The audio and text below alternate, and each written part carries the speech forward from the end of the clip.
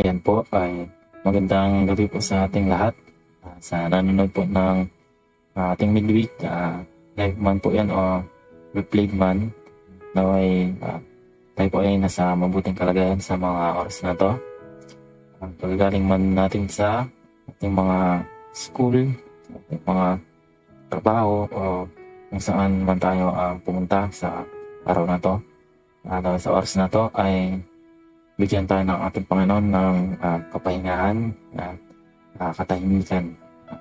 At pansamantala muna tayong lumimot sa mga gawain natin sa mundo at magbulay-bulay ng mga salita ng ating Panginoon. At naway sa mga oras na ito rin ay mapahinga natin yung hindi lang yung ating mga mundong katawan, pagkos na rin yung ating spiritual. Bago tayo magsimula po ay manalangin po muna tayo. Panginoon namin mapangyarihan sa lahat. Pasalamat po ako sa gabing ito na nandito po kami, Lord. Pagod man kami sa school, sa aming trabaho. Nandito po kami, Lord, na umaasa, Lord, sa inyong dalang kapahingahan, Lord, sa inyong dalang katahimikan, Lord, at sa kapahingahan na dala nyo, Lord. Nandito kami, Lord, upang magbuloy-buloy na inyong mga salita, Lord, sa mga nagdang araw, Lord. At naway mabusog po ang aming mga spiritual na pangangatawan, Lord, at muling lumakas, Lord. Nagdarasal ko po, Lord, na buksan niyo po ang isip ng bawat isa, Lord, na nakikinig. Yan na rin po sa akin, Lord.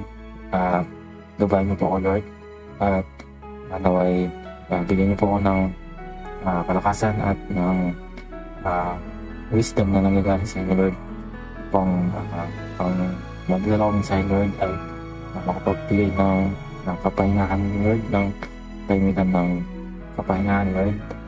At naway magdala ko, Lord, ang gusto niyo sabihin para sa araw na ito, Lord, na makapagbigay ng kaligtasan, Lord, sa bawat isa ng mga itinig, Lord. Nagdadasal ko po, Lord, na patuloy niyo po kami baguhin, Lord. Patuloy niyo po kami patawarin sa aming mga pagkakasala, pagkukulang, Lord. At patuloy po yung maging mapagpasensya sa amin, Lord. At tulangan po ang aming panalangin sa pangalan ni Jesus. Amen. Ayun, so konting sharing lang po sa aming last na overnight. So meron po kaming ginanap na event po nung aming overnight na pinawahan po nila Teacher Casey at ni Sir Dex po. At about po siya sa event na pagpapalalim pa ng pananampalataya ng bawat kabataan sa Castillejos. At nagpapasalamat po sa buhay nila Teacher Casey at ni Sir Dex na nagamit sila ni Lord upang makagawa ng gantong program upang yun nga mas mapalalim pa yung faith ng kabataan sa Castillejos. So yung program po ay parang nagkaroon po kami ng self-assessment, self-reflection about sa faith namin, sa progress ng faith namin. So bali may mga handover po ng mga papel yan. Sinagutan po namin. So may tatlo pong may tatlo siyang parang topic: praise, Bible, at saka prayer. And so yun po yung mga topics. Then may mga questions yan sasagutan. And isang part po ng program na ito ay magsasaulo kami ng Bible verse.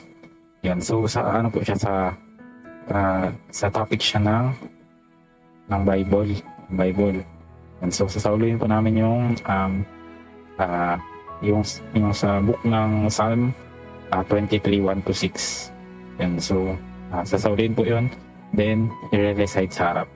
So yun po yung pagbabasahin ko po ng aking pagbubulay-bulay sa gabing ito, which is yung Psalm 23:1-6. So sabi po dito sa Psalm 23, verses 1 to 6. The Lord is my shepherd, I have all that I need. He lets me rest in green meadows. He leads me beside peaceful streams. He renews my strength. He guides me along the right paths, bringing honor to His name.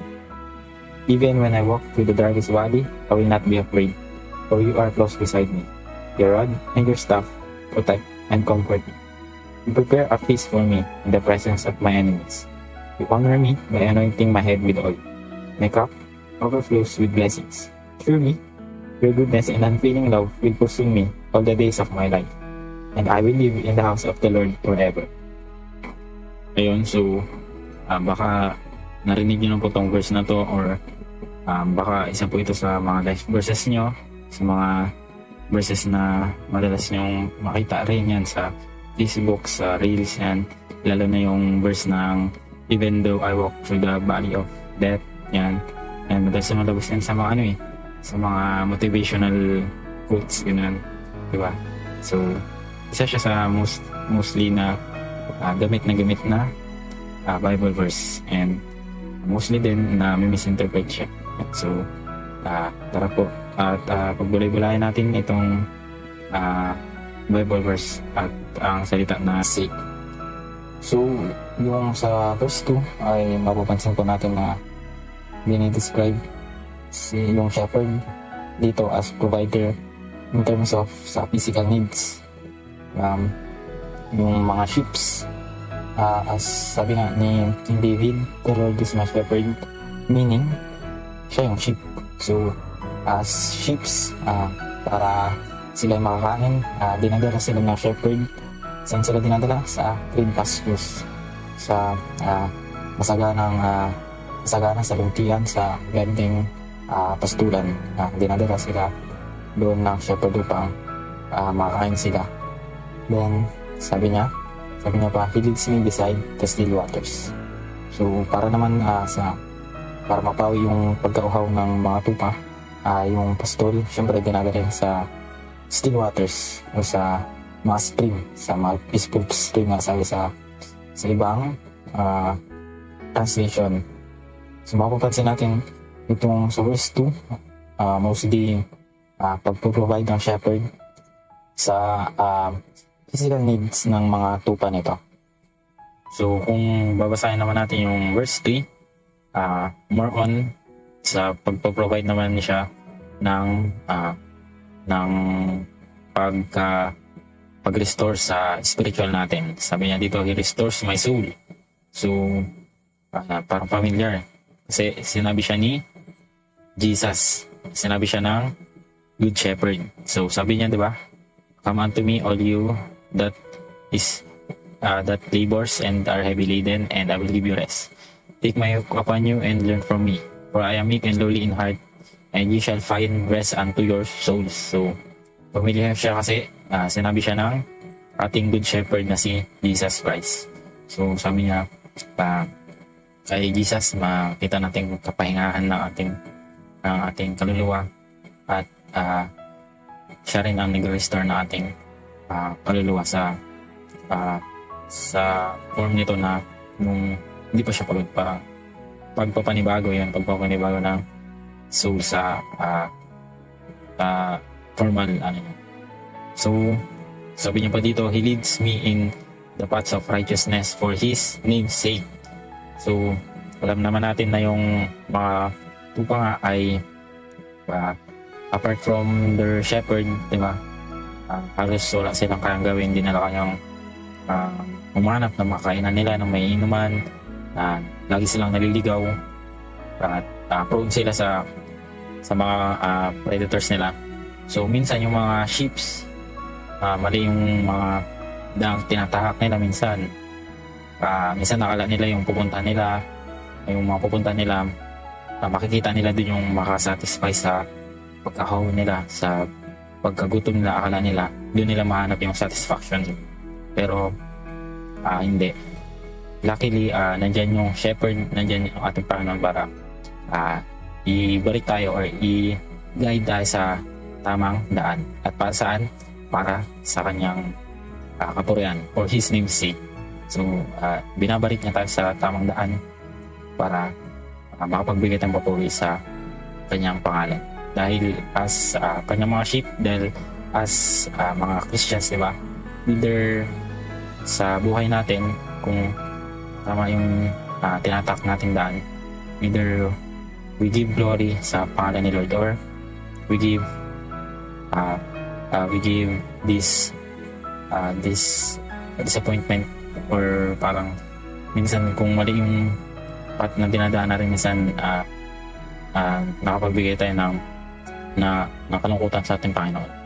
Ayan. So malaking pasalamat dahil patuloy tayong ginagabayan nating Panginoon sa tamang daan para patuloy natin siyang mapupurihan. Clearly po, dinag-describe ni King David yung shepherd as provider sa kanya physically at sa spiritual needs niya. So, kaya kung babalik tayo sa first verse, sabi niya, di ba, I shall not want. So, sa ibang translation po nun ay I have all that I need.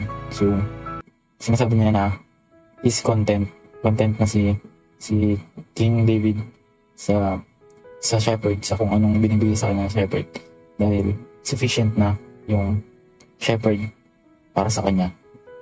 So sa chapter 4 naman po ay makita po natin dito yung description ni King David kay God sa shepherd as his protector. So sabi dito, even though I walk through the valley of shadow of death, yan, sabi niya, hindi siya matatakot dahil kasama kita sa aking tabi, yung tungkod mo at yung and your staff, they comfort me. So clearly established po dito yung pagiging protector ng shepherd sa kanyang mga sheep sa pagdaan sa mga valley na puno ng pagkatakot, puno ng kamatayan, ganyan. Dahil kasama niya ng sheep yung kanyang shepherd, hindi siya natatakot, hindi siya nagdududa sa dinadaanan nila dahil puno yung tiwala niya sa kanyang shepherd. At nandiyan yung rod, yung staff ng kanyang shepherd para siya ay protektahan at siya ay comfort. So sa buhay ni King David, makikita natin to sa buong buhay niya, mula ng pagkabata niya sa pagkahari niya. Makita natin yung faith niya sa Lord sa mga laban niya, sa laban niya kay Goliath, yung laban niya, yung pag-persecute sa kanya ni King Saul, diba? Patuloy yung pagtitiwala niya kay Lord as protector niya. Sa chapter 5 naman po, makita natin dito kung yung description ng Lord as host ng isang festive event. So makita natin dito how the Lord prepares a feast for King David in the presence ng kanyang mga enemies. How the Lord anoints him with oil and how his cup overflows with the Lord's blessing. So sinasabi niya po dito na the Lord exalts him, the Lord rewards him sa harap ng kanyang mga persecutors, sa harap ng mga umusig sa kanya. The Lord prepares a feast for him. So sa chapter 5, makikita po natin yung blessing, yung kabutihan ng shepherd kay King David, na sabi niya, all the days of my life, yung mercy, yung goodness ng shepherd, they will follow me. Yung word ay follow me. So hindi sinabi ni King David na kailangan niya ma-acquire or kailangan niyang trabahuin yung mercy, yung goodness para makuha niya itong mga to. But sabi niya, they will follow me. So kung isipin natin, sobrang buti ng Lord, sobrang faithful ng Lord kay King David. And sabi pa ni King David, and I will dwell in the house of the Lord. So because of your goodness, because of your mercy that follows me. Sabi ni King David, I will dwell in the house of the Lord. Verse 1, the Lord is my shepherd.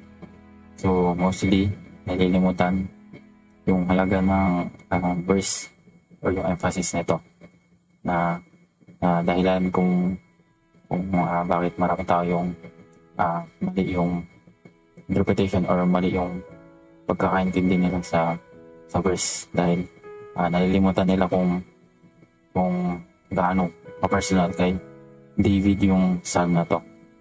People would just claim the blessing of how the Lord leads us to abundant pastures, how the Lord protects us and our adversaries and all the blessings na sinabi dito. They would just claim it without knowing how personal this psalm is.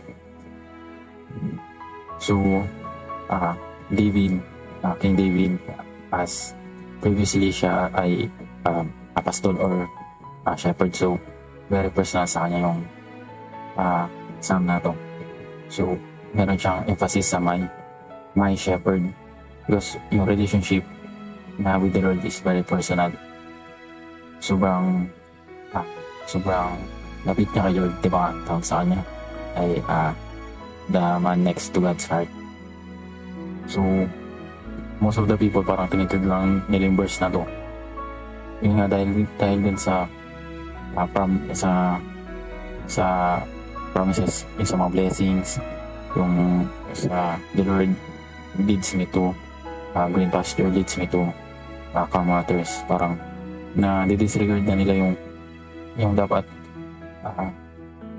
may relationship muna daw with Lord na we treat God as our shepherd. So, sino nga ba yung shepherd, yung good shepherd? Siyempre, si Jesus yan. Sabi niya, I am the good shepherd, diba? My sheep knows my voice and they know me. So, before natin i-claim yung blessings ng psalm na to, that we have that relationship with Jesus. We claim Jesus as our shepherd, as our Savior. So, kailangan muna natin makilala who Jesus is in order to build yung relationship na gaya na meron kay David. And we need to have that intimacy with the Lord. So, kung mas iintindihin pa natin yung mga verses, ay parang may pattern sinusunod or may obvious na pattern ng sentences. Ano yun?